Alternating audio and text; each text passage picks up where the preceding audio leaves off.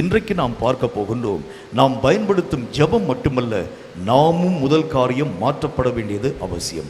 கவனாகிய நாமும் சரியான காரியமாக மாற்றப்பட ஆரம்பித்தால்தான் இந்த கற்கள் சரியான விதத்திலே தாக்குதலுக்குள்ளாக உட்பிரவேசிக்க பண்ணுகிறதை நாம் கண்கூடாக பார்க்க முடியும்.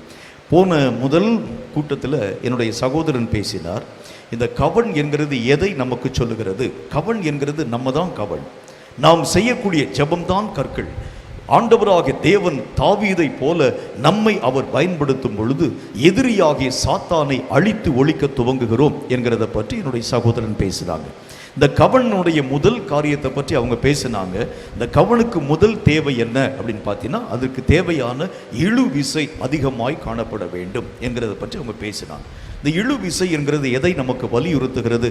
கர்த்தர் எங்கெங்கெல்லாம் நம்மளை அழைக்கிறாரோ, எங்கெங்கெல்லாம் நம்மளை கூப்பிடுறாரோ, அதற்கு நாம் மாற்று கருத்துக்கள் ஒன்றும் சொல்லாமல் தேவன் அழைக்கும் காரியத்தின் ஊடாக அப்படியே கடந்து போகக்கூடிய தன்மைக்கு பேர் தான் இழு விசை என்கிறத பற்றி என்னுடைய சகோதரின் மூலம் கர்த்தர் பேசினார். அதனுடைய தொடர்ச்சியாக சில காரியத்தை பார்க்க போகிறோம். அந்த கவனை பற்றி என்னுடைய சகோதரன் இஸ்ரவேல் நாட்டில் போய் பார்த்து அந்த கவனை பற்றி சொன்ன பொழுது, நம்ம இங்கே உபயோகப்படுத்தக்கூடிய இந்த கேட்டபெல்ட் அப்படின்னு சொல்லுவோம் பாருங்க, அந்த மாதிரி கவன் அல்ல. இந்த கவனில் ஒரு பக்கத்தை அங்கே இருக்கக்கூடிய அந்த நபர், சுழற்றக்கூடிய மனிதன் தன்னுடைய கையிலே சுற்றி கொள்ளுவார். இன்னொரு பக்கத்தில் அந்த இன்னொரு ஒரு முனையை தன்னுடைய கையினுடைய ஒரு பகுதியிலே பிடித்து கொள்ளுவார். உள்ளே இருக்கக்கூடிய அந்த பையை போல் இருக்கக்கூடிய அந்த இடத்துல தான் ஒரு பெரிய ஒரு கல்லை வைத்து சுழற்றி ஒரு முனையை அவன் விடக்கூடிய நேரத்தில் அந்த கல் குறி தப்பாமல் எதை நோக்கி அவன் எய்கிறானோ அதை நோக்கி கடந்து போகிறதை நாம் கற்றுக்கொண்டோம். இதில் முக்கியமாக இரண்டாவது பகுதி என்ன தேவை என்றால், கையிலே சுற்றப்படக்கூடிய அனுபவம் நமக்கு தேவை. ஆண்டவருடைய கரங்களுக்குள் அடங்கியிருக்கும் அனுபவம், இது நம்முடைய வாழ்க்கையில ரொம்ப அத்தியாவசியமான தேவை. இந்த கவன் இயக்கப்பட வேண்டும் என்றால் இந்த கவனுக்கு முக்கியமான தேவை என்ன? கவனை யார் இயக்குகிறார்களோ அவர்களுடைய கையை விட்டு அந்த கவன் இங்கும் அங்கும் நீங்கக்கூடாது. ஒரு பக்கம் அந்த கவன் அந்த கையோடு கூட நெருங்கின உறவுள்ளதாய் காணப்பட வேண்டியது அவசியம். நிறைய நேரத்தில் பயன்படுத்தப்படக்கூடிய ஆரம்ப நாட்கள் வரைக்கும் கர்த்தருடைய கைகளுக்குள் அடங்கி இருக்கக்கூடிய நாம் ஒரு காலகட்டத்திற்கு பிறகு நாமே எழுந்து இயங்க துவங்க ஆரம்பித்து விடுகிறோம். நம்ம பார்க்காத யுத்தமா, நம்ம பார்க்காத சண்டையா, நம்ம பார்க்காத போரா, நம்ம பார்க்காத அநேக விதமான சூழ்நிலைகளா, நாம் அறியாத அநேக விதமான பிரச்சனைகளா, இவைகளை எல்லாம் எளிதாக எதிர்கொள்ளலாம் என்று சொல்லி நாம அநேகமான நேரங்களில் இயங்க துவங்க ஆரம்பிச்சிடும். அப்ப கர்த்தர் என்ன சொல்லுகின்றார்? கட்டப்பட்ட நிலையை விட்டு முதல் காரியம் உன்னை விடுவிக்காதபடிக்கு நீ பார்த்து கொள்ள வேண்டும். கர்த்தருடைய கரங்கள்ல நீ கட்டப்பட்டிருக்கிறது உண்டானால் நீ கட்டப்பட்ட நிலையை விட்டு கட்டவிழ்க்க வகை தேடாதே. அதுக்குள்ளேயே நீ அடங்கின ஒரு வாழ்க்கை வாழ வேண்டும் என்று கர்த்தர் நமக்கு சொல்லுகின்றார். அப்படி என்றால் கர்த்தருடைய கரங்களுக்குள் அடங்கி இருக்கக்கூடிய அனுபவம் என்றால் என்ன? அதை குறித்து வேதம் சொல்லக்கூடிய நல்ல ஒரு வார்த்தையை பாருங்க. கரங்களிலே அடங்கக்கூடிய தன்மை 1 சாமுவேலின் புத்தகம் 17வது அதிகாரம் 40வது வசனம் இந்த வார்த்தையை நமக்கு சொல்லுகிறது. தன் தடியை கையிலே பிடித்து கொண்டு, தன்னுடைய தடியை அவன் கையிலே பிடித்து கொண்டு, ஆற்றிலே இருக்கின்ற 5 கூழாங்கற்களை தெரிந்தெடுத்து அவைகளை மேய்ப்பருக்குரிய தன்னுடைய அடைப்பையிலே போட்டு தன் கவனை தன் கையிலே பிடித்து கொண்டு, தன்னுடைய கவனை அவன் தன் கையிலே பிடித்து கொண்டான். வசனத்துல நல்ல ஒரு காரியத்தை பார்க்கிறோம். இந்த கவனை அவன் தன் கையிலே பிடித்து கொள்ளக்கூடிய ஒரு நிலை, அந்த சுழற்றக்கூடிய மனுஷனுடைய கரங்கள்ல இந்த கவன் முதல் காரியம் அடங்கி இருக்க வேண்டும். கையோடு கூட பிணைக்கப்பட்டிருக்கக்கூடிய ஒரு அனுபவம் தேவை. இந்த கையோடு கூட பிணைக்கப்பட்டிருக்கக்கூடிய அனுபவம், கர்த்தருடைய கையில் அடங்கி இருக்கக்கூடிய அனுபவம் என்றால் என்ன? முதல் காரியம், அவைகளை நீங்கள் கற்றுக்கொள்ள வேண்டியது அவசியம். திடீரென்று கர்த்தராக தேவன் நம்மை பார்த்து சொல்லுவார், இந்த இடத்தை நோக்கி கடந்து போக வேண்டும். அன்னைக்கு தான் நமக்கு அலுவலகத்தில் முக்கியமான ஒரு வேலை இருக்கும். இந்த இடத்திற்குள் நீ போக வேண்டும் என்று கர்த்தர் சொல்லுவார். இல்லை ஆண்டவரே, நாளைக்கு போகிறேன் என்று கர்த்தரை பார்த்து நீங்க சொல்லிட்டீங்கன்னா உங்களை கர்த்தராக தேவன் தவிர்த்து விட்டு வேறொரு கவனை தன்னுடைய கையிலே பிடித்து கொண்டு போயிடுவார். முதல் காரியம் என்ன? கர்த்தர் என்ன சொல்லுகிறாரோ, இதோ நான் இருக்கிறேன் ஆண்டவரே. சாமுவேல் என்கின்ற அந்த தீர்க்கதரிசி உருவாக்கப்படுகிறதற்கு முன்பதாக ஏலி கிட்ட போய் சாமுவேல் கேட்கிறார், என்னை யாரோ அழைக்கக்கூடிய சத்தத்தை நான் கேட்கிறேன் ஐயா. யாரோ ராத்திரி நான் படுத்துக்கொள்ளக்கூடிய நேரத்தில் என்னோடு கூட பேசக்கூடிய குரலை நான் கேட்கிறேன். நான் என்ன செய்யட்டும்? அவன் சொல்கிறான், நான் உன்னை கூப்பிடலப்பா, அது பேசக்கூடிய வார்த்தை என்ன வார்த்தை உனக்கு சொல்கிறது? சாமுவேலே சாமுவேலே சொல்லி சத்தம் தான் கேட்குது. அது எதை நோக்கி என்னை அழைக்கிறது என்று எனக்கு தெரியாது. 2 முறை சாமுவேலை பார்த்து அந்த ஏலி என்கிற மனுஷன் சொன்னான். 3வது முறை அவன் சொல்லுகின்றார், இப்பொழுது அந்த சத்தம் உன்னை நோக்கி அழைக்கிறது உண்டானால் நீ சொல்லு, அந்த சத்தத்தை பார்த்து சொல்லு, கர்த்தாவே சொல்லும், அடியேன் கேட்கிறேன். நீர் என்ன சொல்லுகிறீரோ அதை நான் கேட்க ஆயத்தமாய் இருக்கிறேன். ஆண்டவருக்கு நாம் ஆலோசனை சொல்லக்கூடிய மக்களாய் அல்ல, தேவன் எதை நமக்கு சொல்லுகிறாரோ அவருக்கு அடங்கின ஒரு நிலை என்கிறதை கர்த்தருடைய வேதம் நமக்கு சொல்கிறது. இந்த அடங்கின நிலை என்கிறது எப்படிப்பட்டதா இருக்க வேண்டும்? முக்கியமான ஒரு காரியத்தை உங்களுக்கு சொல்றேன் பாருங்க. ஆதியாகம புஸ்தகத்தை திரும்பிக்கங்க. ஆதியாகம புஸ்தகத்தில் 16வது அதிகாரம் 9வது வசனத்தில் ஒரு காரியம் நமக்கு சொல்கிறது. ஆதியாகம புஸ்தகத்தில் 16வது அதிகாரம் 9வது வசனம். அப்பொழுது கர்த்தருடைய தூதனானவர் நீ உன் நாச்சியார் அண்டைக்கு திரும்பி போய் அவள் கையின் கீழ் அடங்கியிரு என்றார். அவளுடைய கைக்கு கீழாக நீ அடங்கியிரு என்றான். கர்த்தருடைய வேத புஸ்தகத்தில் அந்த இடத்தை விட்டு, நாச்சியாரை விட்டு அவள் ஒரே ஓட்டமாய் ஓடி போகின்றாள். ஆகார் என்கிற பெண், அந்த எஜமானி சாராய் என்கின்ற அந்த பெண் கொடுமைப்படுத்த ஆரம்பிக்கிறார். அவளால் அந்த கொடுமையை தாங்க முடியல. பயங்கரமான பிரச்சனை. என்ன, அந்த அம்மா தான் சொல்லியிருக்கிறாங்க, முதல்ல சொல்லியிருக்கிறாங்க, நீ என்னுடைய புருஷனாகிய ஆபிரகாமை உன் வசமாக எடுத்துக்கொள்னு சொன்னாங்க. இப்ப எடுத்துக்கொண்ட பிறகு குழந்தை பேரு அவளுக்கு உருவாக்கப்பட்டதை கண்ட மாத்திரத்தில் இவளுக்கும் அவளுக்கும் பெரிய பகை உருவாக்கப்பட்டது. அவளை கொடுமைப்படுத்த துவங்கினாள். இவள் ஆகாரை அடிமையாக காணப்பட்டிருக்கக்கூடிய ஆகாரை வேதனைப்படுத்த துவங்கினாள். நாச்சியாருக்கு முன்பதாக நிற்க முடியாத அளவிற்கு மகா கொடுமைக்குள்ளாக ஆட்பிறவை அந்த உட்கொள்ளக்கூடிய அந்த காரியத்தின் ஊடாக கடந்து போகக்கூடிய நேரத்தில் இவள் தப்பித்து ஓட வேண்டும் என்று சொல்லி வெளியே போறாள். நம் நாச்சியார்ட்ட இனிமே இருக்க முடியாது, என்னுடைய எஜமானி ஆகிய சாரையோடு கூட இனி நான் என்னுடைய வாழ்க்கையை வைத்துக் கொள்ள முடியாது, என்னை கொடுமைப்படுத்துகிறாள், நான் செய்யக்கூடிய ஒவ்வொரு காரியத்திற்கு குற்றம் சொல்றாள், நான் செய்யக்கூடிய எல்லா விதமான வேலைக்கும் விரோதமான காரியங்களை செய்கின்றாள்.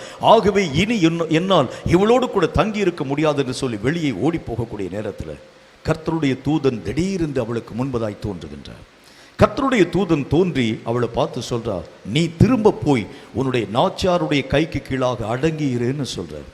இது அவளுடைய விருப்பத்திற்கு மாறான ஒரு காரியம். அவளுடைய விருப்பம் என்ன? நான் விடுதலையா வாழணும்னு நினைக்கிறது அவளுடைய விருப்பம். நான் செஞ்ச தப்பான காரியம் ஒண்ணுமே இல்லை என்றாலும் கூட கொடுமைப்படுத்தக்கூடிய நாச்சியாரை விட்டு நான் ஓடி போகிறது தப்பு இல்லை. அவள் என்னை வேதனைப்படுத்துகிறாள், அவள் என்னை வெறுக்கிறாள். ஆகவே இனி நான் அந்த இடத்துக்குள்ளாக இருக்க மாட்டேன் என்று சொல்லி ஓடி போகிறது அவளுடைய விருப்பம். என்றாலும் கர்த்தருடைய தூதன் வழிமறித்து அவளோடு கூட பேசின பொழுது திரும்பி போய் தன்னுடைய நாச்சியாருக்கு கீழாக அடங்கி இருக்கிறதை நாம் பார்க்க முடியும். இதிலிருந்து முதல் காரியம் நம்ம தெரிந்து கொள்ளக்கூடிய காரியம் என்ன என்றால், கர்த்தராகிய தேவனுடைய கரங்களிலே அடங்கி இருக்க வேண்டும் என்றால் உங்கள் விருப்பு வெறுப்புகள் முதல் காரியம் மறுக்கப்பட வேண்டும். நீ எதை விரும்புறையோ அதை செய்யக்கூடாது, நீ எதை வெறுக்கிறையோ அதை நீ தூக்கி எறியக்கூடாது. கர்த்தர் என்ன சொல்லுகிறாரோ அவைகளைத்தான் நீ செவி கொடுத்து கேட்க வேண்டும். நிறைய நேரங்களில் நாம் நம்முடைய மனதில் சில விருப்பு வெறுப்புகளை வைத்துக்கொண்டு கர்த்தரிடத்தில் கேட்க ஆரம்பிப்போம். சில விருப்புகளை வைத்துக்கொண்டு கர்த்தர்ட்ட ஜெபிக்கக்கூடிய ஜெபங்கள் மறுக்கப்படுகிறது. கர்த்தருடைய கைகளிலே அடங்கி இருக்க வேண்டும் என்று சொன்னால் கர்த்தராகிய தேவன் சொல்லுகின்றார், முதல் காரியம் உன்னுடைய விருப்பு வெறுப்புகள் யாவற்றையும் தூக்கி எறிய வேண்டியது அவசியம். ஆண்டவராகிய இயேசு கிறிஸ்துவினுடைய வாழ்க்கை இதற்கு நல்ல ஒரு உதாரணம். இயேசு கிறிஸ்து இந்த உலகத்திலே வாழ்ந்த பொழுது ஆண்டவராகிய பிதாவாகிய தேவன் அவருக்கு கட்டளை கொடுத்தார், நீ இந்த உலகத்திலே கடந்து போகக்கூடிய பாதை நெருக்கமும் வழி ஒடுக்கமுமான பாதையின் ஊடாக போக போறீங்க. உம்முடைய முகத்தை அடிக்கிறவனுக்கு உம்முடைய முகத்தை மறையாமலும், உம்முடைய தாடி முடியை பிடுங்கக்கூடியவனுக்கு அதை நீங்கள் ஒழிக்காமலும் அவைகளுக்கு முன்பதாக நீங்கள் அடங்கி இருக்க வேண்டும் என்று பிதாவாகிய தேவன் இயேசுவுக்கு கட்டளை கொடுத்தார். அந்த வார்த்தையின்படி இயேசு என்ன செய்தார் பாருங்கள். முகத்திலே அறைந்தவனுக்கு முகத்தை விலக்கவில்லை, காரி துப்பினவனுக்கு கர்த்தராகிய தேவன் தன்னுடைய முகத்தை மறைக்கல, தாடி முடியை பிடுங்கினவனுக்கு ஆண்டவராகிய தேவன் விலகியும் போகல. பிதாவாகிய தேவன் என்ன சொன்னாரோ அவைகளின் ஊடாக அப்படியே கடந்து போக ஆரம்பித்தார். என்ன பாத்திரத்தை நீர் எனக்கு பருகும்படி சொன்னாலும் அந்த பாத்திரத்தை இதோ நான் பெற்றுக்கொள்ள ஆயத்தமாய் இருக்கிறேன் ஆண்டவரே. நீர் என்னை அந்த மரண இருளின் பள்ளத்தாக்கின் ஊடாக நடந்து போகச் செய்ய ஆரம்பித்தாலும் அந்த வழியையும் நான் சந்தோஷமாக ஏற்றுக்கொள்ளுகிறேன். என்னுடைய சொந்த சுய விருப்பு வெறுப்புகளை நான் சிலுவையில் அறைகிறேன். அப்போஸ்தலனாகிய பரிசுத்த பவுலும் சொல்லுகின்றார், நான் கிறிஸ்துவோடு கூட சிலுவையில் அறையப்பட்டு விட்டேன். இனி நான் அல்ல, கிறிஸ்து இயேசுவே என்னில் பிழைத்திருக்கிறார். அப்படின்னா என்ன அர்த்தம்? என்னுடைய வாழ்க்கையினுடைய எல்லா விருப்பு வெறுப்புகளையும் சிலுவையில் நான் அறைந்து விட்டேன். இனி கர்த்தராக தேவன் ஒருவரே என்னுடைய வாழ்க்கையிலே பிழைத்திருப்பாராக. நம்முடைய வாழ்க்கையினுடைய நிலைகளில் நம்மை ஆண்டவராக தேவன் கவனை போல பயன்படுத்த வேண்டும் என்றால் கர்த்தருடைய கரங்களை உறுதியாய் சுற்றி கொள்ளுங்கள். அந்த கரத்தை விட்டு எங்கும் அங்கும் விலகாதிருங்கள். அந்த கரம் ஒரு வேளை நமக்கு வழிகளை காட்டக்கூடியதாக இருக்கும். அந்த கரம் ஒரு வேளை நம்முடைய வழிகளை ஒரு பெரிய அதாவது அந்த இருளான ஒரு பள்ளத்திற்குள்ளாக நடந்து கொண்டு போகக்கூடிய ஒரு காரியத்தை நம்முடைய வாழ்க்கையிலே வடிவமைக்க ஆரம்பிக்கும். அது எதை நமக்கு காண்பித்தாலும் அது எந்த விதமான மறுப்பும் இல்லாமல் சந்தோஷமாக ஏற்றுக்கொள்ள வேண்டும். கவனுக்கு முதல் தேவை உன்னுடைய விருப்பு வெறுப்புகள் முதல் காரியம் அகன்று போகணும். எதையெல்லாம் விரும்பி நீங்க ஜெபிக்கிறீங்க, எதையெல்லாம் வெறுத்து நீங்க ஜெபிக்கிறீங்க, அதெல்லாம் தூக்கி எறிஞ்சிருங்க. ஆண்டவரே, உம் விருப்பம் என்ன, உம் சித்தம் என்ன, உம்முடைய காரியம் என் மேல நீங்க என்ன வச்சிருக்கிறீங்க, நான் எதை நோக்கி ஓட வேண்டும், எதை நோக்கி நான் கடந்து போக வேண்டும், நீர் எனக்கு காண்பியும், நீர் எனக்கு வழி சொல்லும், நீர் எனக்கு வழிகாட்டியாய் வாரும். நீ சொல்லக்கூடிய வழிகளை விட்டு இம்மி அளவும் பிசகாமல் அதே வழியை நோக்கி நான் கடந்து போகின்றேன். இதுதான் நம்முடைய வாழ்க்கையில முதல் காரியமாய் காணப்படுகிறது. உண்டானால் இந்த கவன் கர்த்தராகிய தேவனால் பயன்படுத்தப்படும் கவனாய் மாற்றப்படும் என்கிறதுல சந்தேகமே இல்லை. நம்ம நினைக்கிறோம் ரட்சிக்கப்பட்ட எல்லாரையும் கர்த்தர் பயன்படுத்திடுவார்னு சொல்லி. இதுக்கு நல்ல ஒரே ஒரு உதாரணத்தை நான் சொல்ல வேண்டும் என்றால், இந்திய நாட்டிலே பிறந்திருக்கிறோம். நாம் இந்திய நாட்டிலே பிறந்திருக்கக்கூடிய எல்லாரும் இந்தியாவில் இருக்கக்கூடிய இராணுவத்தின் வீரர்களான்னு கேட்டால் இல்லை. யாரெல்லாம் இராணுவத்துக்கு போகணும்னு சொல்லி ஆசைப்படுறாங்களோ அவங்கள தான் வீரராக செலக்ட் பண்ணுறாங்க. செலக்ட் பண்ணுகிறது மட்டுமல்ல, அங்கேயும் போய் தேர்வுகளை வைத்து அதற்கு சரியான பயிற்சிகள் யாவற்றையும் கொடுத்து தகுதியாக்கப்பட்ட மக்களை மாத்திரம்தான் வேறுபறிக்க ஆரம்பிக்கிறான். நான் இந்தியாவிலே பிறந்திருக்கிறேன், இந்திய இராணுவம் என்னுடையது, இந்திய இராணுவத்திற்காக நான் பணியாற்ற போகிறேன்னு சொன்னா உங்களை உள்ள விட மாட்டாங்க. அதற்கு உரிய ஒரு ஆயத்தம் நம்முடைய வாழ்க்கையில வர வேண்டியது அவசியம். அதே மாதிரி தான் கர்த்தராகிய தேவனுடைய அபிஷேகத்தை பெற்ற எல்லா மனுஷனும் கவனாய் மாற்றப்படுகிறது இல்லை.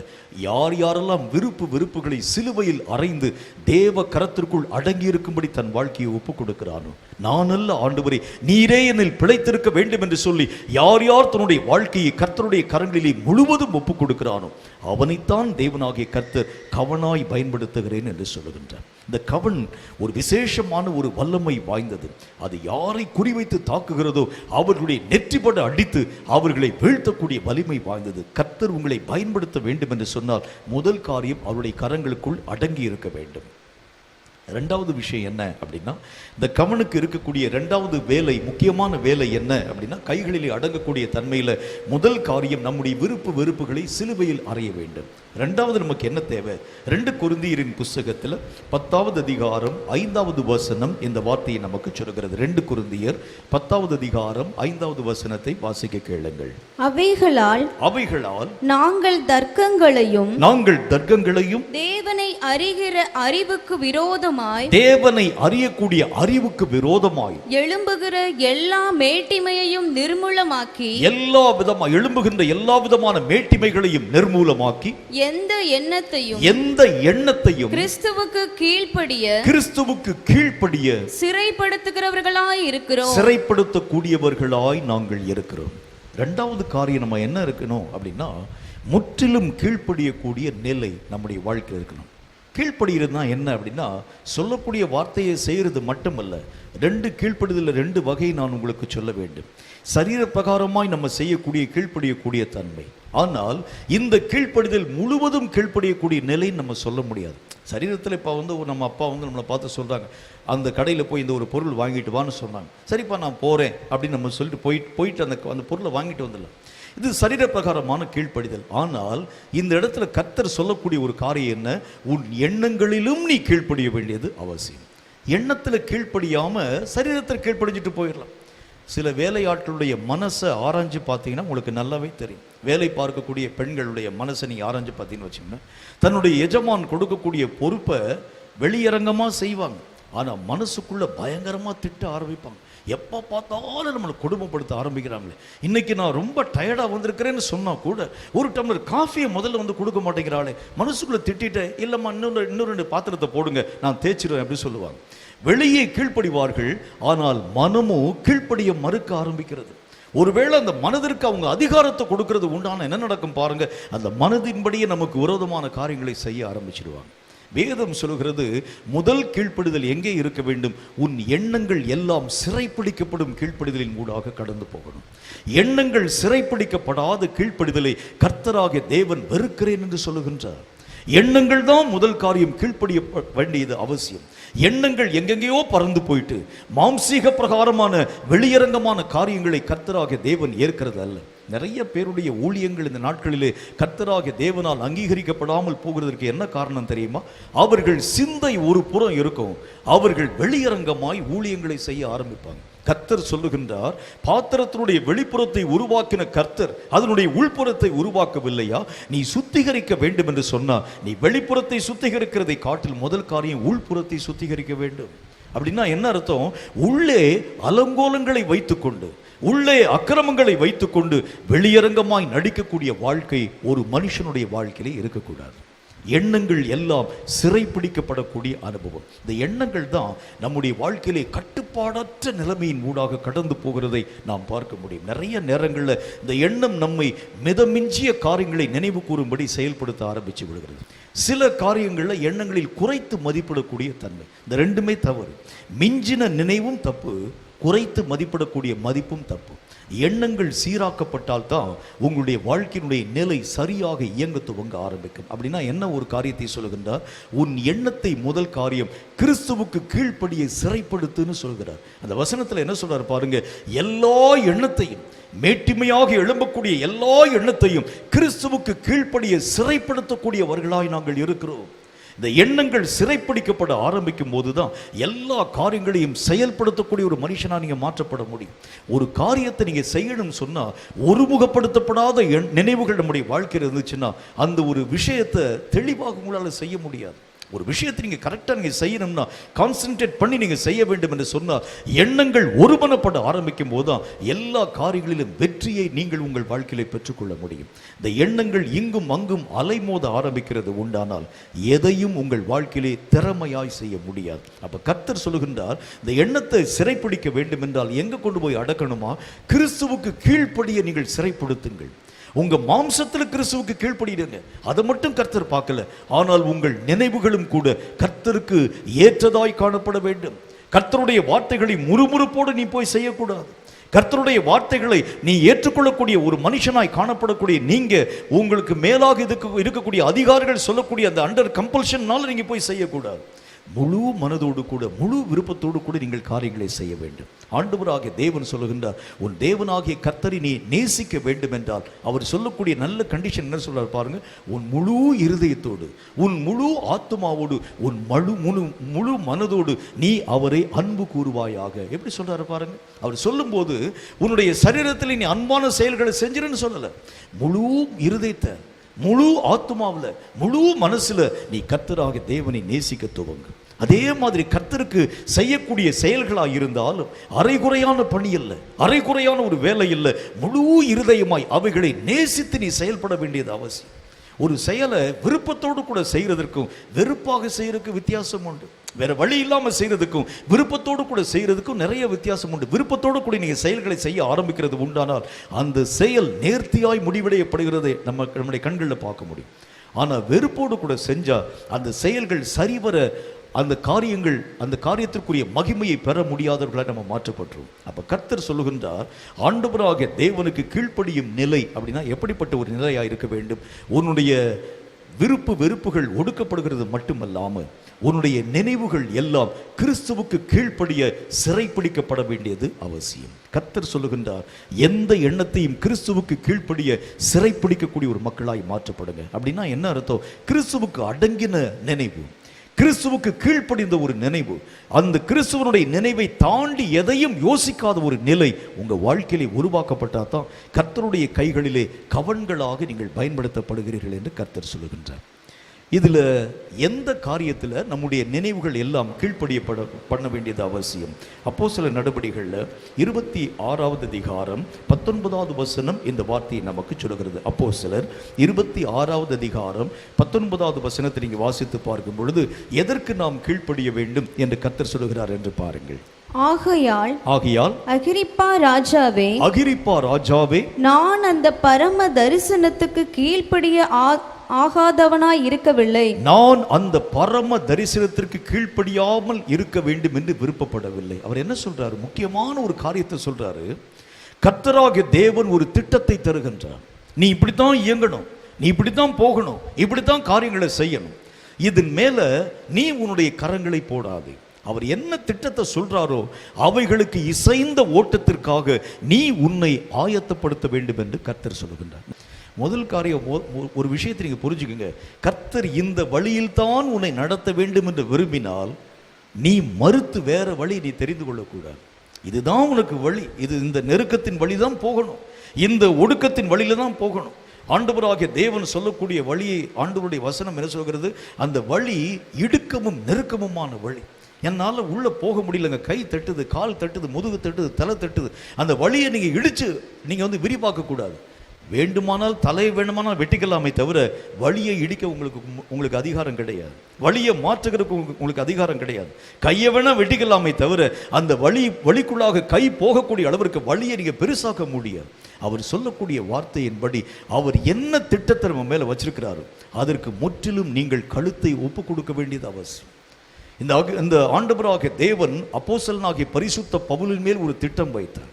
நல்ல பிரபலமான பெரிய ஊழியம் அந்த அப்போஸ்தலனாகிய பரிசுத்த பவுலே, நீ போகக்கூடிய இடங்கள் எல்லாவற்றிலும் உனக்கு நல்ல வரவேற்பு இருக்கும், ஜனங்கள் எல்லாரும் உன் மேலே விருப்பப்படுவாங்க, மகிமையான காரியத்தை தருவாங்கன்னு சொல்லி கர்த்தர் பவுலை அழைக்கல. பவுலை அழைக்கும் பொழுது அனனியா தீர்க்கதரிசிக்கு ஒரு வார்த்தை சொல்றார். என்ன சொல்லுகின்றார்? அவன் என் நாமத்திற்காக எவ்வளவு பாடுபட வேண்டும் என்கிறதை நான் அறிந்திருக்கிறேன். அவன் பாடுபடுகிறது தான் அவனை நான் அழைச்சிருக்கிறேன், வேதனையின் ஊடாக நடத்துகிறது தான் அவனை கூப்பிட்டிருக்கிறேன். அவன் எவ்வளவாய் எனக்காய் வெகு பாடுபடக்கூடியவனாய் அவனை நான் உருவாக்கி வைத்திருக்கிறேன் தெரியுமா? அப்படித்தான் கர்த்தர் கூப்பிடுறாரு. கர்த்தர் கூப்பிடும் போது நல்ல ஒரு காரியத்திற்காக மகிமையான அப்படிலாம் இல்லை. நெருக்கமும் வழியும் இடுக்கமுமான பாதைகளின் ஊடாக நடத்தக்கூடிய கர்த்தருக்கு அந்த திட்டத்திற்கு முதல் காரியம் நீங்கள் கீழ்ப்படிய வேண்டும் என்று கர்த்தர் சொல்லுகின்றார். அந்த கீழ்ப்படியக்கூடிய தன்மை எங்க வருது அப்படின்னா, உன் சிந்தனையை அதற்கு ஏற்ற வண்ணமாய் நீ மாற்றிக்கொள்ள வேண்டும். எதை இழந்தாலும் என் வாழ்க்கையிலே இயேசுவை எந்த காலத்திலும் இழக்கக்கூடாது. எது என்னை விட்டு போயிடுச்சுனாலும் பரவாயில்ல, சூழ்நிலைகளே என்னை விட்டு கடந்து போனாலும் பரவாயில்ல, நான் நேசிக்கும் ஜனங்கள், நான் விரும்பக்கூடியவர்கள், என் குடும்பம், சொந்தம், பந்தம், இனம், ஜனம், பந்துக்கள் எல்லாரும் போனாலும் இயேசுவை விட்டு விலகாது இருக்கக்கூடிய நிலை என் வாழ்க்கையில வரணும். இதுதான் நம்முடைய சிந்தனையை மாற்றக்கூடிய ஒரு நிலை என்கிறதை பற்றி கர்த்தர் நமக்கு சொல்லுகின்றார். என் தேவனுடைய திட்டத்திற்கு மாறாக என் குடும்பமே நிலையாக கடந்து வர ஆரம்பிச்சாலும் அதையும் நான் தூக்கி எறிய ஆயத்தமாக இருக்கிறேன். இதை கேட்கும் கர்த்தருடைய பிள்ளையே, நம்முடைய வாழ்க்கையில கூட நாம் கிறிஸ்துவுக்கு கீழ்ப்படிய சிறைப்பிடிக்கப்படக்கூடிய ஒரு வாழ்க்கையின் ஊடாக கடந்து போகணும். எப்படி தேவனுடைய திட்டம் எந்த பாதையின் ஊடாக நம்மை நடத்தி கொண்டு போக ஆரம்பிச்சாலும் அந்த பாதையை மாற்றிட்டு நம்ம போயிடக்கூடாது. அந்த வழியின் ஊடாக கடந்து போய் தேவ நாமத்தை மகிமைப்படுத்தும் மக்களாக உங்கள் இருதயத்தின் நினைவுகள் மாற்றப்பட ஆரம்பிச்சாதான் தேவனாகிய கர்த்தர் இந்த கடைசி கால கவன்களாக உங்கள் ஒவ்வொருவரையும் வல்லமையாய் பயன்படுத்துகிறேன் என்கிற ஒரு வார்த்தையை சொல்லுகின்றார். கவன்கள் என்கிறது எப்படி இருக்க வேண்டும்? விருப்பு வெறுப்புகள் அற்றதாக, தன்னுடைய இஷ்டத்தின்படி ஓடக்கூடியதாக காணப்படாமல் தன்னுடைய எஜமானுடைய கைகளுக்கு அடங்கினதாக காணப்பட வேண்டும். 1. 2, எஜமான் எதை நோக்கி அந்த கவனை இயக்குகிறாரோ அதை நோக்கி இயங்கக்கூடிய அந்த மனப்பக்குவம் அதற்குள் வந்தால்தான் அந்த எஜமான் சரியாக அந்த கவனை பயன்படுத்துகிறதை நாம் கண்கூடாக பார்க்க முடியும். 3வது காரியம் என்ன அப்படின்னா, கர்த்தருடைய கரங்களிலே அடங்கக்கூடிய தன்மையில் முதல் காரியம் நம்முடைய விருப்பு வெறுப்புகள் எல்லாம் மறுக்கப்பட வேண்டும். 2வது காரியம் கர்த்தருக்கு முழுவதும் கீழ்ப்படிய வேண்டும். 3வது விஷயம் என்ன அப்படின்னா, ரோமருக்கு எழுதப்பட்ட நிருபம் 6வது அதிகாரம் 16 அப்புறம் 19 ஆகிய 2 வசனங்களை கொஞ்சம் வாசிச்சு பாருங்க. ரோமருக்கு எழுதப்பட்ட நிருபம் 6வது அதிகாரம் 16வது வசனமும் 19வது வசனமும். மரணத்திற்கு ஏதுவான பாவத்திற்கானாலும் நீதிக்கு ஏதுவான கீழ்ப்படிதலுக்கானாலும் எதற்கு கீழ்ப்படியும்படி உங்களை நீங்கள் அடிமைகளாக ஒப்பு கொடுக்கிறீர்களோ அதற்கே கீழ்ப்படுகிற அடிமைகளாக இருக்கிறீர்கள் என்று அறியீர்களா? கீழ்ப்படியக்கூடிய அடிமைகளாய் நீங்கள் இருக்கிறீர்கள் என்று அறியீர்களா? உங்கள் மாம்ச பலவீனத்தின் நிமித்தம் உங்களுடைய மாம்ச பலவீனத்தின் நிமித்தம் மனுஷர் பேசுகிற பிரகாரமாய் பேசுகிறேன். மனுஷர்கள் பேசக்கூடிய பிரகாரமாய் நான் பேசுகிறேன். அக்கிரமத்தை நடப்பிக்கும்படி முன்னே நீங்கள் உங்கள் அவயவங்களை அசுசத்திற்கும் உங்கள் அவயவங்களை அசுசிக்கும் அக்கிரமத்திற்கும் அடிமைகளாக ஒப்பு கொடுத்தது போல இப்பொழுது பரிசுத்தமானதை நடப்பிக்கும்படி உங்கள் அவயவங்களை நீதிக்கு அடிமைகளாக ஒப்பு கொடுங்கள். மூன்றாவது காரியம் அவர் என்ன சொல்றாரு பாருங்க. இவ்வளவு நாள் வரைக்கும் நமக்கு ஒரு நினைவு ஒன்று உண்டு, நமக்கு ஒரு விருப்பம் ஒன்று உண்டு. சுதந்திரமாய் நம்ம வாழ்க்கை வாழணும், நம்முடைய இஷ்டத்தின்படியே நம்ம வாழ்க்கை வாழணும். ஆனா இப்ப கர்த்தர் சொல்லுகின்றார், கீழ்ப்படியக்கூடிய நிலை என்கிறது வேறு, ஒப்பு கொடுக்கக்கூடிய நிலை என்கிறது வேறு. கீழ்ப்படியக்கூடிய நிலைன்னு சொன்னா சொன்ன வார்த்தையை செஞ்சுட்டு பேசாம போயிடலாம். ஆனால் ஒப்பு கொடுத்து விட்டோம் என்று சொன்னால் கடைசி வரைக்கும் அவைகளின்படியே நம்ம இயங்க வேண்டியது அவசியம். ஒப்பு கொடுக்கறதுக்கும் கீழ்ப்படிக்கும் அதான் வித்தியாசம். சொல்லக்கூடிய வார்த்தைக்கு நான் இந்த ஒரு காரியத்தை செய்யுங்க, சரிங்க நான் போய் செஞ்சுட்டு வந்துட்டேன். இந்த ஒரு வேலையை நீங்கள் போய் பார்த்துட்டு வாங்க, நான் பார்த்துட்டு வந்துட்டேன். இந்த ஒரு காரியத்தில் போய் இந்த ஒரு கடையில் போய் இந்த ஒரு பொருளை வாங்கிட்டு வந்து கொடுத்துட்டேன், அதோட முடிஞ்சு போயிடுச்சு. ஆனால் ஒப்பு கொடுத்தல் என்றால் அதை தாண்டி மேல் ஒரு அனுபவம். அது என்ன அனுபவம்? அவங்க எப்படி ஒப்பு கொடுக்குறாங்களா? ஆண்டவராகிய தேவனுக்கு அடிமையாய் ஒப்பு கொடுக்க ஆரம்பிக்கிறேன். சுயாதீனமாக இப்போ வாழ்க்கை வாழ்ந்துட்டு இருக்கான். என் இஷ்டத்தின்படியே நான் ஓடலாம், என் இஷ்டத்தின்படியே காரியங்களை செய்யலாம், என் இஷ்டத்தின்படியே இயங்க ஆரம்பிக்கலாம். ஆனால் எனக்கு இது வேண்டாம். கிறிஸ்துவுக்கு அடிமையாய் என்னை சிறைப்பிடிக்கும்படியாய் நான் என்னை ஒப்பு கொடுக்கிறேன். எந்த ஒரு மனுஷனும் தன்னுடைய வாழ்க்கையை இப்போ உங்களை பார்த்து கேட்குறாங்க பார்த்துங்க. இங்கே வந்திருக்கக்கூடிய ஆண்டவருடைய பிள்ளைகளாகி உங்கள்கிட்ட ஒரு கேள்வியை நான் கேட்க போகிறேன். யாரெல்லாம் ஜெயிலுக்கு போக போறீங்க? அப்படி இருக்கக்கூடியவர்கள் உங்களுடைய கரங்களை உயர்த்துங்க சொன்னால் எத்தனை பேர் கை தூக்குவீங்க? ஜெயிலுக்கு போவீங்களா? சும்மா இருக்கும்போது எதுக்கு நான் எங்க சும்மா இருக்கும்போது போவோம் ஜெயிலுக்கு? யாரெல்லாம் ஜெயிலுக்கு போறீங்கன்னு சொன்னால் யாரும் விருப்பப்பட மாட்டோம். ஆனால் இங்கே அப்போஸ்தலர் சொல்லுகின்றார், நீயே உன்னை அடிமையாக ஒப்புக்கொடு. அது அடிமையாக ஒப்பு கொடுக்கக்கூடிய தன்மைன்னா என்னை நான் சிறைப்பிடிக்கும் ஒரு தன்மை, என்னை நான் கீழ்ப்படுத்தும் ஒரு தன்மை. இப்போ அடிமையாக ஒப்பு கொடுத்த பிறகு நான் என்னுடைய சுய இஷ்டத்தின்படி இயங்க முடியாது, என்னுடைய சுய ஓட்டத்தின்படி ஓட முடியாது, என்னுடைய விருப்பு வெறுப்புகளின்படி நான் கடந்து போக முடியாது. ஏதாகிலும் ஒரு காரியத்தை நான் செய்ய வேண்டும் என்று சொன்னால் என் எஜமான் எனக்கு என்ன சொல்கிறார் அதைத்தான் நான் செய்ய வேண்டும். இப்போ நிறைய கிறிஸ்தவர்கள் என்ன ஒரு காரியத்தை சொல்கிறாங்க அப்படின்னா, நீ ஏங்க நல்லா தானங்க வாழ்க்கை வாழ்ந்துருக்கீங்க, எதுக்குங்க நீங்கள் உங்களை அடிமையாக போய் ஒப்பு கொடுக்குறீங்க? எதுக்கு நீங்கள் கர்த்தராகிய தேவனுக்கு உங்களுடைய வாழ்க்கையை முழுவதும் ஒப்பு கொடுக்குறீங்க? அந்தந்த நேரத்தில் மாத்திரம் கர்த்தரை யூஸ் பண்ணிட்டு பேசாமல் நீங்கள் வாட்டுக்கு போயிட வேண்டியதான். உங்கள் வழியில் நீங்கள் வாட்டுக்கு போயிட்டே இருக்கலாம். ஞாயிற்றுக்கிழமை வரக்கூடிய நேரத்தில் பைபிள் தூசியெல்லாம் தட்டிட்டு எடுத்துகிட்டு போய் அங்கே போய் நின்று 2 பாட்டு பாடி காணிக்க போட்டு பேசாமல் போயிட்டே போங்க. எதற்கு அடிமையாக ஒப்பு கொடுக்க வேண்டும்? நீ அடிமையாக ஒப்பு கொடுக்க ஆரம்பித்தா தான் தேவன் உன்னை தம்முடைய இஷ்டத்தின்படி வனைய முடியும் என்கிறதை முதல் காரியம் கற்றுக்கொள்ள வேண்டும்.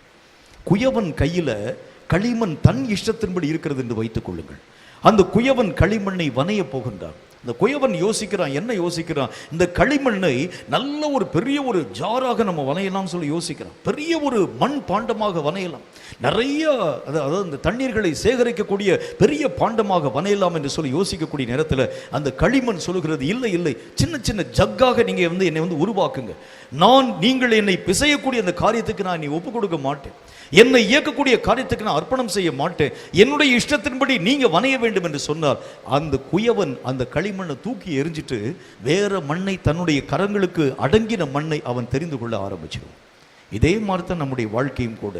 என் இஷ்டத்தின்படி கர்த்தராகிய தேவனை இயக்குகிறவனாய் அல்ல, கர்த்தருடைய இஷ்டத்திற்கு நம் வாழ்க்கையை ஒப்பு கொடுக்கக்கூடிய ஒரு நிலை நம்முடைய வாழ்க்கையில் வரணும். இதற்கு என்ன தேவை என்றால் தேவனுடைய கரங்களில் முற்றிலும் ஒப்பு கொடுக்கக்கூடிய தன்மை. கர்த்தருக்குள் தன் வாழ்க்கையை ஒப்பு கொடுக்க வேண்டும் என்று விருப்பப்படக்கூடிய மனுஷன் எப்படி ஒப்பு கொடுக்கிறார் என்றால் அடிமையாய் கர்த்தருக்குள் தன்னுடைய வாழ்க்கையை ஒப்பு கொடுக்கிறான். ஆண்டவரே, என்னுடைய விருப்பு வெறுப்புகள் மறுக்கப்படுகிறது மட்டுமல்ல, என்னுடைய எல்லா விதமான நினைவுகள் எல்லாம் சிறைப்பிடிக்கப்படுகிறது மட்டுமல்ல, என்னையே உம்முடைய அடிமையாய் நான் ஒப்பு கொடுக்கிறேன் ஆண்டவரே. அப்படின்னா என்ன அர்த்தம்? கர்த்தராகிய தேவனை தவிர்த்து வேறு ஒன்றும் என்னுடைய வாழ்க்கையில், என்னுடைய மனதில், என்னுடைய யோசனையில் கூட வரக்கூடாது. என்னுடைய எல்லா விஷயமும் கர்த்தர் தான். அவர் எதை என்னுடைய வாழ்க்கையில் சொல்றாரோ அதை தவிர்த்து வேற எதையும் நான் யோசிக்க மாட்டேன். அவர் எதை என்கிட்ட வார்த்தையில் பேசுகிறாரோ அதை தவிர்த்து வேற எதையும் நான் விரும்ப மாட்டேன். இந்த நிலையின் ஊடாக நீ கடந்து போக ஆரம்பிக்கும் போதுதான் கடைசி கால ஊழியனாக தேவன் உன்னை பயன்படுத்த ஆரம்பிக்கின்றார். இதுக்கு நிறைய பேர் தன்னுடைய வாழ்க்கையை ஒப்பு கொடுக்கிறதே கிடையாது. அவங்க என்ன சொல்ல ஆரம்பிக்கிறாங்க? கர்த்தராகிய தேவன் என்னுடைய உரிமையிலெல்லாம் தள்ளிடக்கூடாது. ஆனால் கர்த்தர் சொல்லுகின்றார், என் கையில் அடங்கி இருக்க வேண்டும் என்றால் முழுவதும் உன் வாழ்க்கையை ஒப்பு கொடுக்கணும். அதுவும் சாதாரணமாக இல்லை, அப்பப்போ வந்துட்டு போங்க ஆண்டவரின் இல்லை, அடிமையாய் ஒப்பு கொடுக்கணும். அடிமைக்கு எஜமான் என்ன உத்தரவு போடுகின்றார்? ராத்திரி 12 மணிக்கு தான் நீ தூங்கணும், அதிகாலை 3:30 மணிக்கே எந்திரிச்சிடணும். எஜமானை பார்த்து அடிமை சொல்லக்கூடாது, இல்லை எஜமானே ராத்திரி 12 மணிக்கு படுத்து 3:30 மணிக்கு எந்திரிக்கிறது எப்படி? என்னால் முடியாது, நான் ஒரு நாளைக்கு ஒரு 8 மணி நேரமாச்சு நான் தூங்க வேண்டியது அவசியம் என்று சொல்லி அடிமையானவன் சொல்ல முடியாது. சுயாதீனம் உள்ளவன் ஒருவேளை பேசலாம், ஆனால் அடிமையாக இருக்கிறவன் எஜமான் என்ன காரியத்தை சொல்லுகிறானோ அவைகளுக்கு அப்படியே செவி கொடுக்க வேண்டியது அவசியம். அதுதான் அடிமையான ஒரு வாழ்க்கை. அப்போ கர்த்தர் சொல்லுகின்றார், இந்த கவனை கர்த்தர் பயன்படுத்த வேண்டும் என்றால் வேதம் சொல்லக்கூடிய நல்ல வார்த்தையின்படியே இந்த 3 விஷயமும் நம்முடைய வாழ்க்கையில் இருக்கணும். 1, விருப்பு வெறுப்புகள் எல்லாம் சிலுவையில் அறையப்பட வேண்டும். 2, முற்றிலும் கீழ்ப்படியும், குறிப்பாக நம்முடைய எண்ணங்கள் கூட சிறைப்பிடிக்கப்படக்கூடிய நிலை நம்முடைய வாழ்க்கையில் வரணும். 3, ஆண்டவராகிய தேவன் நம்மை ஆளுகை செய்யும்படி அடிமைகளாய் கர்த்தருடைய கரங்களிலே நம் வாழ்க்கையை ஒப்பு கொடுக்கணும். இப்படி நம்ம செஞ்சோம்னா ஆண்டவராகிய தேவன் தம்முடைய கையிலே வைத்திருக்கக்கூடிய கவனை போல தேவன் நம்மை இந்த கடைசி காலங்களிலே பயன்படுத்த போகிறார்.